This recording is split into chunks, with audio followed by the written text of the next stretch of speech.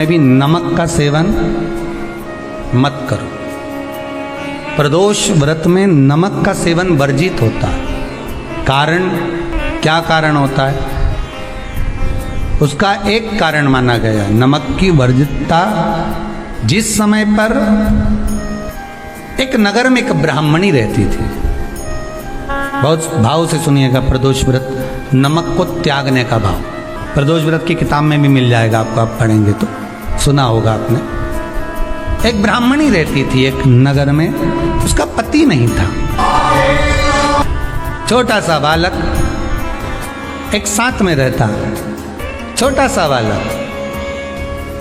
अब ब्राह्मण के घर की धर्म पत्नी है। ब्राह्मण कर्मकांड करने वाला, पूजन करने वाला, पाठ करने वाला, अनुष्ठान करने वाला, पूजन करने वाला, मंत्र जाप करने वाला, भगवत भक्ति में डूबने वाला।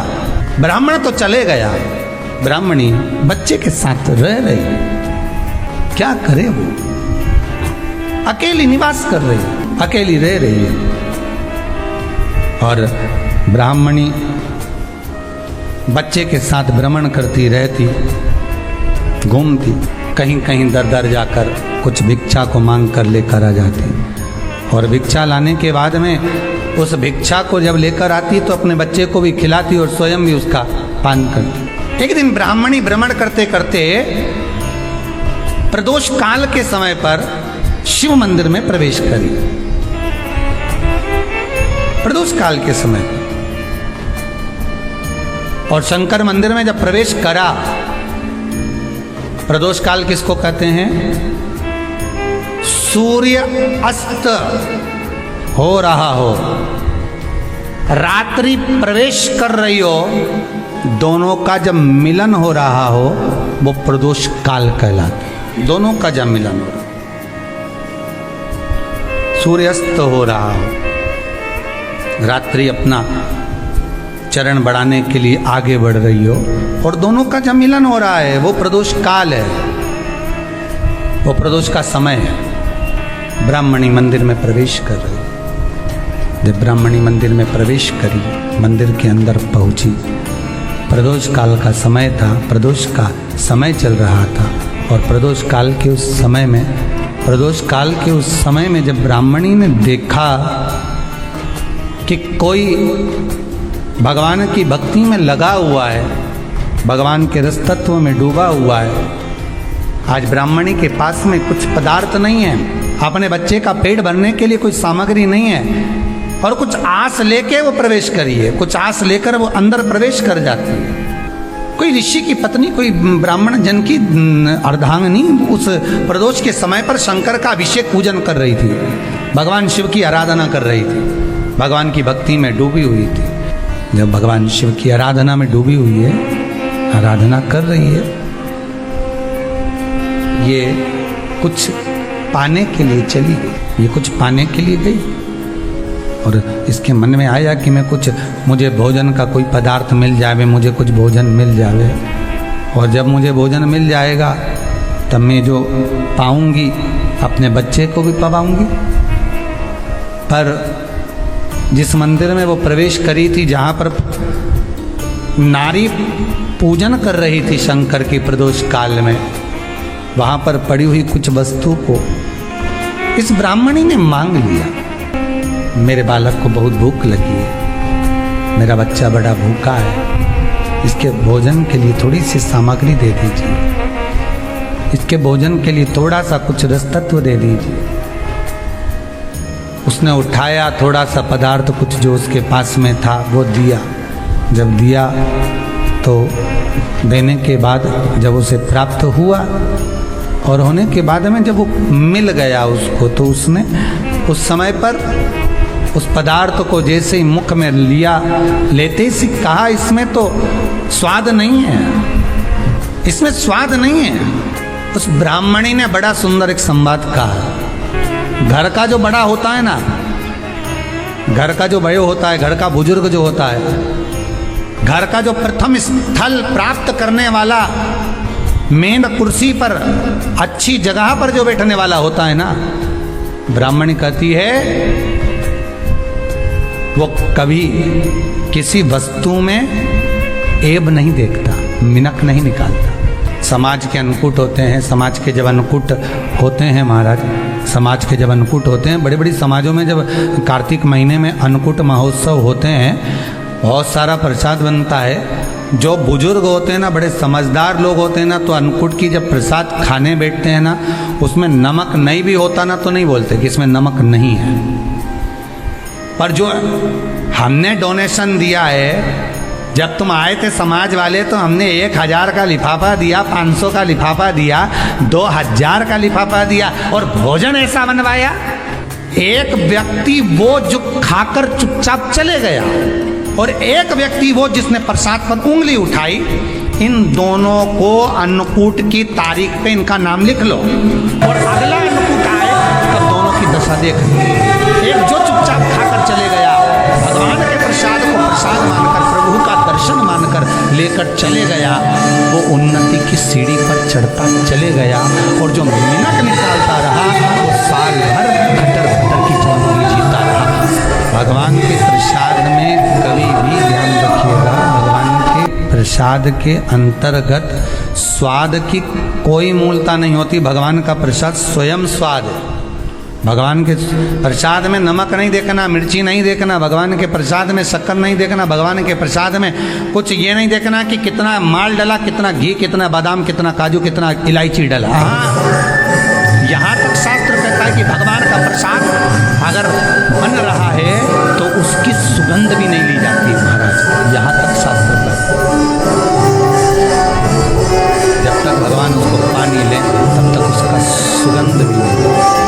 और कई कई जगह तो भगवान को प्रसाद अगर सूखा सामान हाथ में आ गया, इलायची कैसी है, मंदिर के अंदर जाने वाली है, भगवान को डरने के लिए लाओ यार, किसकी दुकान से आई इलायची, बताओ इलायची तो पत्ती दार सुनूंगा, हाँ हाँ अच्छी है, अब सुन लिया तो भगवान इसको स्वीकार करेगा क्या? अरे जम के तो बोलो, एक फूल तुमने बगीचे से तोड़ा और सोचा इसमें पहले मैं सूंघ लेती हूँ, इसमें स्वाद है कि नहीं, इस फूल में गंध है कि नहीं, इसमें सुगंध है कि नहीं, वो फूल सूंघ लिया, उसके बाद तुम भगवान को दे दो, भगवान स्वीकार करेगा नहीं। कई कई घरों में तो हंडी से दाल चलाती जाए, अपने हाथ में डाल के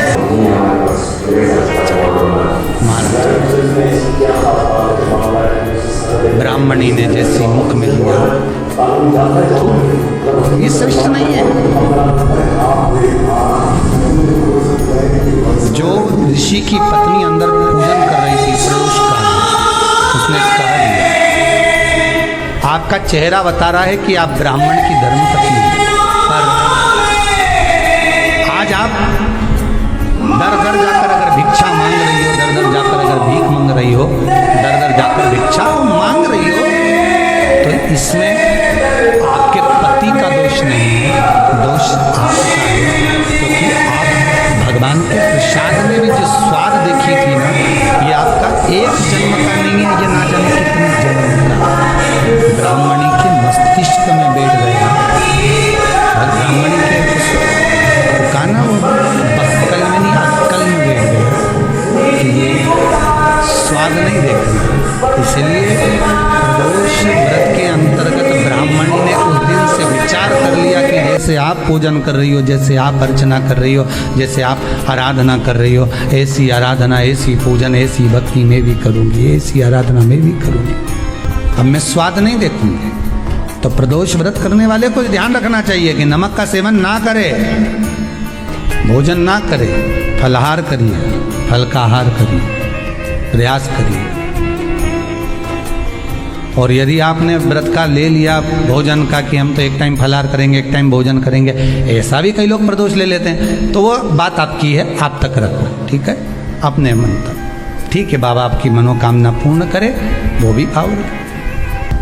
अरे भगवान को धन्यवाद दो कभी कभी कि तूने अच्छे घर में पैदा किया, अच्छा परिवार दिया, अच्छा पति दिया, अच्छी पत्नी दी, अच्छे बच्चे दिए, अच्छा कुटुंब दिया, घर दिया, दुकान दी, जमीन जायदाद दी, शरीर अच्छा दिया, हाथ पैर आँख नाक मुंह सब बढ़िया दिया, एक के भी निपटा के नहीं भेजा तूने। मान लो एक आध निपटा के भेज देता तो क्या झगड़ा करने ऊपर जाते? एक ही कान देता और एक गायब कर देता तो यहाँ से चिपका देता, तो क्या कर लेते?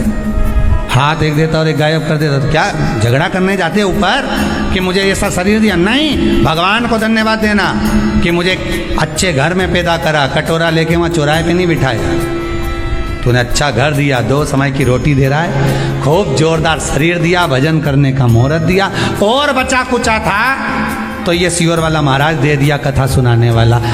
शाम के समय पर प्रदोष काल में बेलपत्री के पेड़ के नीचे, चाहे शंकर के मंदिर के दरवाजे पर या शिव मंदिर में, अगर आप प्रदोष के दिन दिया लगाते हो, सोमवार के दिन दिया लगाते हो, तो ऐसा कोई व्यक्ति नहीं जिसको मेरे देव अधिदेव महादेव मेरा विश्वनाथ भंडार नहीं भरता हो, खाली नहीं छोड़ेगा, दे देगा, भंडार भर देगा, कमी तो नहीं रख सकता, ये पक्का। पर तुम करना ही नहीं चाह, 2-4 सोमवार करो और उसके बाद के तो महाराज जी हमने तो करा था, हमको तो मिला ही नहीं, 2-1 प्रदोष करा तुमने, अरे 1 साल करो, सारे दर बदर भी तो अपन ठोकर खा कर आए, इतना साल निकाला अपन ने, और 6 महीना 3 महीना 4 महीना भगवान से निवेदन तो करो, दिल से कहो तो सरी, नी भंडार भरे तो बात दूसरी, एक बार बोलो तो। पर जगत के लोगों के सामने जाकर मत कहना, कहना तो देव अधिदेव महादेव से कहना। प्रदोष व्रत करने वाले को प्रदोष के दिन प्रयास करना चाहिए कि रात्रि के समय पर आधा घंटा, 10 मिनट, 20 मिनट जागरण करे। जागरण मतलब थोड़ा भगवान का भजन कर ले, भले 4-5 माताएं इकट्ठी नहीं हो तो अपन अकेले ही कर लो। अपन अकेले कम है क्या भाई, अपन कम पड़े, आराधना अकेले भी करो, जागरण करो। जब आपकी 11 प्रदोष हो जाए, 26 प्रदोष हो जाए, तब उद्यापन करो। उद्यापन 2 ब्राह्मणों को जोड़े से बुलाओ, ब्राह्मणों को जोड़े से बुलाकर उनके चरणों की पूजन कर कर, आराधना कर कर, सुंदर मंडप तैयार कर कर भगवान का, उसमें सुंदर रंगोली डालकर, मंडल बनवाकर पूजन करो शंकर भगवान की प्रदोष का। एक दिन पहले गणेश की आराधना करो, पूजन करो, और प्रदोष वाले दिन जो मंडल बनाए हैं पूजन अर्चना करने के लिए, जो स्थान दिया है उसकी आराधना करो। खीर की आहुतियाँ दीजिए 108 बार, जो ब्राह्मण आए उनके माध्यम से मंत्रों द्वारा पूजन कराकर खीर की आहुतियाँ दीजिए शिव नाम। महाराज फिर ब्राह्मणों को जोड़े से भोजन कराकर, चरणों को नमन कर कर, दक्षिणा प्रदान कर कर, निवेदन कर कर ब्राह्मणों से कहें, हे ब्राह्मण देवता, आप हमें आशीर्वाद प्रदान करें कि जिस प्रदोष का हमने व्रत किया है उस व्रत का पुण्य फल हमें प्राप्त हो। ऐसा ब्राह्मण चरण को नमन कर कर, प्रणाम कर कर उनसे अपने मस्तक पर अक्षत छुड़वाएं, फिर नमन कर कर, भोजन कराकर विदा करें। शाम को भगवान का जागरण करें। ऐसे प्रदोष व्रत का उद्यापन कर अपने जीवन को सार्थक बनाएं। ऐसा सुंदर प्रदोष व्रत का व्याख्यान वर्णन स्कंद पुराण में करा गया। वही स्कंद पुराण का प्रदोष व्रत का वर्णन आपको शिव महापुराण के इस सुंदर संवाद में किया गया कि एक बार पांडवों ने अश्वमेध एक बार आवर्त महोत्सव रखा और एक यज्ञ रखा। उस यज्ञ का नियम था, पहले जो यज्ञ होते थे उन यज्ञ का नियम था, यज्ञ में घंटा लगता था। वो यज्ञ की जैसी पूर्णाहुति होती थी तो यज्ञ का घंटा अपने आप बज जाता था, अपने आप बजता था, उसे बजाता कोई नहीं था, अपने आप बजता। आज यज्ञ का घंटा नहीं बजा तो युधिष्ठिर ने पंडितों से पूछा, ब्राह्मणों आपने यज्ञ करवाया पर ये यज्ञ का घंटा नहीं बजा। ब्राह्मणों ने कहा हमने तो यज्ञ अच्छा करवाया पर घंटा क्यों नहीं बजा, समझ में नहीं आया।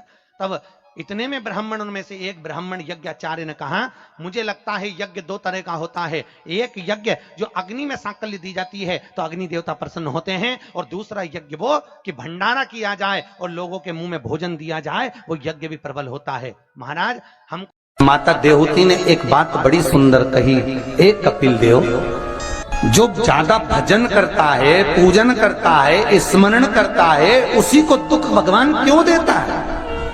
पड़ोसन कभी मंदिर नहीं जाती, अगरबत्ती नहीं लगाती, कभी किसी को 1 रुपया दान नहीं करती, वो तो खूब फले फूले।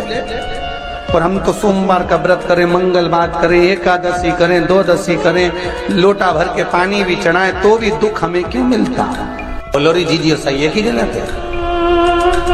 उसका उत्तर कपिल देव जी महाराज ने दिया, मां सुनो, जिस प्रश्न को आपने मुझसे करा यही प्रश्न देवऋषि नारद ने भगवान विष्णु से करा था। यही प्रश्न भगवान विष्णु से देवऋषि नारद ने करा कि जो मंदिर जाए, देवालय जाए, पूजन करे, अर्चना करे, पाठ करे, स्मरण करे, दुख उसी को क्यों मिलता है? और जो कभी मंदिर नहीं जाए, भगवान का भजन नहीं करे, उसके तो 4 चांद लग जाते, खूब लक्ष्मी भगवान देता। नारद जी ने जैसे भगवान विष्णु से ये प्रश्न किया तो भगवान विष्णु देवऋषि नारद से बोले, इसका उत्तर मैं बाद में दूंगा, पहले अपन दोनों ब्राह्मण के कपड़े पहनकर चल घूमने चलते। और देवऋषि नारद को ब्राह्मण के कपड़े पहना दिए, भगवान विष्णु ने ब्राह्मण के कपड़े पहन लिए, दोनों घूमने के लिए चल दिए। जाते जाते एक सेठ जी का दरवाजा मिला, एक बहुत बड़ा बंगला, बहुत बड़ा घर, और वहां जाकर भगवान विष्णु ने नारद जी से कहा, भूख लग रही, कुछ मांग ले। सेठ जी क्या? नारद जी ने आवाज लगाई, भिक्षाम देही। सेठ जी निकल के बाहर आए, क्या है बाबा? हमें भूख लगी है, थोड़ा सा कुछ दे दीजिए। सेठ जी बोले, तेरा बाप रख के गया है, दे दीजिए, निकल यहां से बाहर। आ गए भिखारी, भीख मंगे, चल निकलो यहां से बाहर। नारद जी के तो कांटे से खून नहीं। नारद जी भगवान विष्णु को देख रहा है, भगवान विष्णु नारद को देख रहा है। विष्णु जी ने नारद जी का हाथ पकड़ा, लेकर चल दिए वापस। नारद जी बोले, सेठ जी ने इतना अपमान करा, तुमने कुछ बोला नहीं? भगवान विष्णु ने दोनों हाथ उठाकर कहा, जा, तेरे यहाँ 4 चौगुना धन बढ़ जाए, तेरी दौलत और बढ़े, संपदा और बढ़े, तेरे पास में लक्ष्मी और बढ़े। नारद जी चले, भगवान विष्णु का हाथ पकड़ के बोले, ये कहाँ की रीति है? उसने धक्के मारकर निकाला, गाली दे के निकाला, बाप तक पहुंच गया, और तुम उससे कह रहे हो कि तेरी लक्ष्मी बढ़ जाए। नारद जी, भगवान विष्णु बोले, मेरा मन, चल तू तो आगे चल। और भगवान विष्णु लेकर चले तो एक बूढ़ी बुजुर्ग माता बैठी थी एक कमरे में, एक घर के अंदर। उस बुजुर्ग को देख भगवान विष्णु ने कहा, नारद अब इसके यहाँ चलते चल। जाकर आवाज लगाई, माता जी भिक्षाम दे, हमें भूख लग रही है माता जी, कुछ दे दीजिए। माता जी बोली, देखो बाबा, मेरे घर में खाने का तो कुछ भी नहीं है, बस एक गाय है, उस गाय की मैं सेवा करती हूँ, दूध मिलता है, वही दूध रखा हुआ है, तुम दोनों अंदर आ जाओ। और 2 आसन लगा दिए माता जी ने, दोनों को बिठा दिया। माता जी दोनों के लिए दूध लेकर आई, दे दिया। भगवान विष्णु और नारद चले। नारद जी बोले, कितनी अच्छी माता है, बिठा के दूध पिलाया, पानी पिलाया, और बस सेठ जी ने धक्के मारकर निकाल दिया। भगवान आशीर्वाद दो इस बूढ़ी माता को। भगवान विष्णु ने दोनों हाथ उठा